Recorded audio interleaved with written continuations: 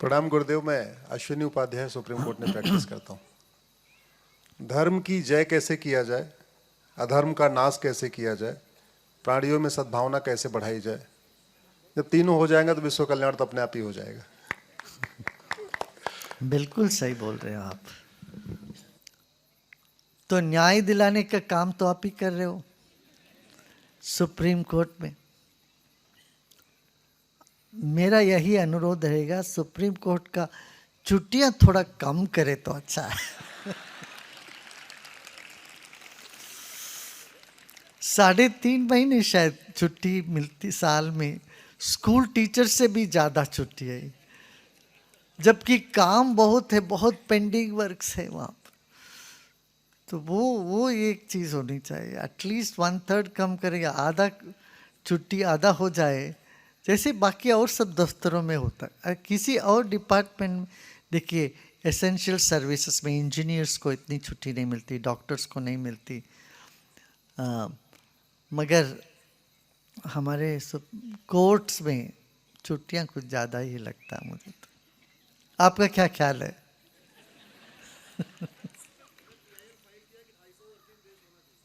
हाँ,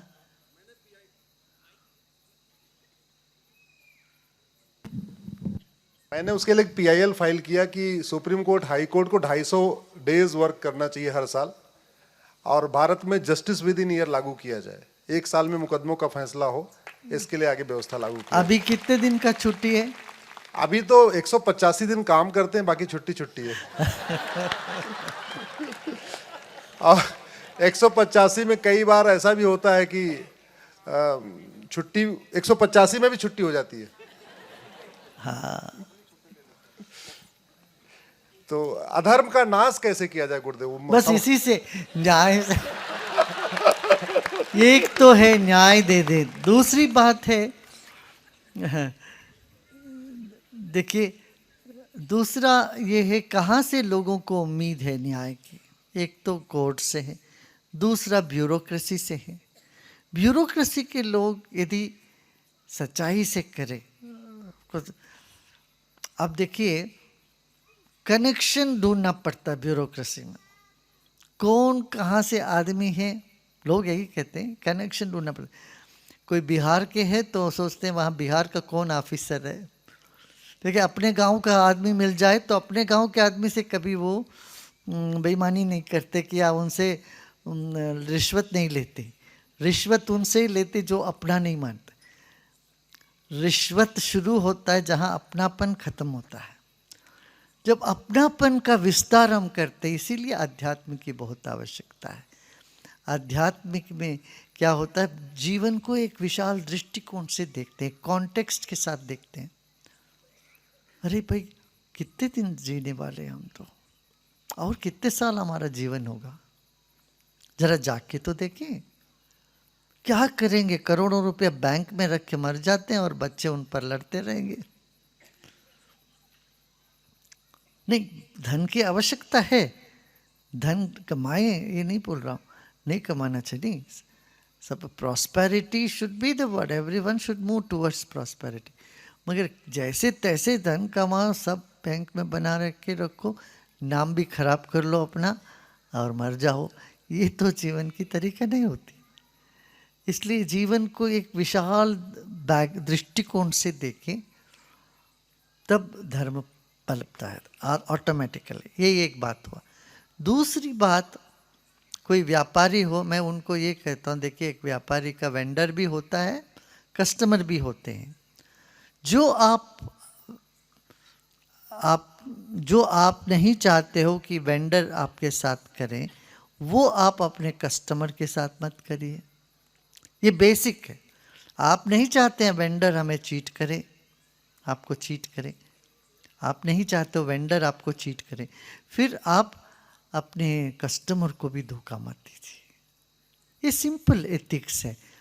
इतना हम करने लगे, और ये असंभव है ये भी नहीं है। देखिए, कुछ देश है, या सिंगापुर है, जब हांगकांग है, और देश है, यूरोप के कई देश हैं, आप जाके देखिए, नॉर्वे, स्वीडन, डेनमार्क में, वहाँ तो है ऐसे।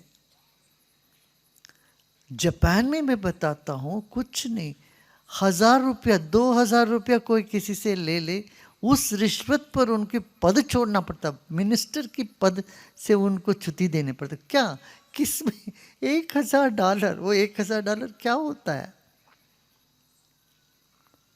80,000 रुपया, उसमें एक मिनिस्टर, वो भी क्या, वो किसी चैरिटी, उनकी पत्नी कोई चैरिटी चला रही थी, उस चैरिटी के लिए उसने कंपनी से डोनेशन लिया, वो $1000 का, तो उनको अपना पद से इस्तीफा देना पड़ा, पदच्युत होना पड़ा। तो ये जो चीज़ें दुनिया में चल रही है, ऐसा नहीं कि असंभव है, संभव है। इसके लिए एक जागतिकरण, माने एक होश बढ़ाना पड़ेगा समाज में, और ये अपनापन जहाँ बढ़ जाता है, अपनापन पलप जाता है, बाकी सब होने लगता है। हमने इसकी कई छोटे छोटे एक्सपेरिमेंट किए महाराष्ट्र में। दहीसार नाम करके गांव है, आपने सुना भी होगा, टेलीविजन में भी उसकी आई थी चर्चा। अभी 10 साल हो गया, 10-15 साल हो गया होगा। वहाँ पहली गांव है जहाँ पर लोगों ने सब अपने अपना केसेस वैसे सब विड्रॉ कर लिया, और एक दुकान बना, जिस दुकान में सिर्फ एक डिब्बे रखी और सामानें सब रखी है।